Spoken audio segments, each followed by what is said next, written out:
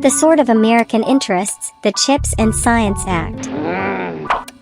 On March 1st, news about the funding conditions of commercial manufacturing facilities under the U.S. Chips and Science Act instantly turned hot. What? Most of the attention was paid to the middleman, South Korea, which is closely related to China in the chip industry while is afraid to go against the intentions of U.S. politicians.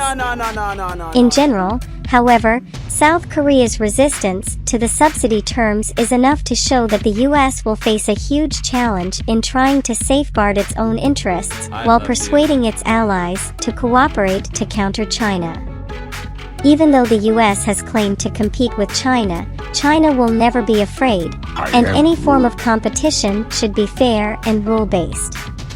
The U.S. has always shouted for free trade, but the introduction of the Chips and Science Act and the use of state power to suppress Chinese enterprises is 100% unilateralism and self-interest, violating the WTO rules, seriously disrupting the stability of the international industrial and supply chains, and going against the spirit of free trade.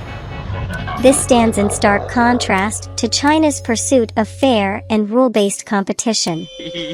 Ironically, the U.S. used to portray itself as the leader in safeguarding rights, but today, it has shed all pretenses and is not even willing to use tricks, only resorting to brazenly seizing what it wants.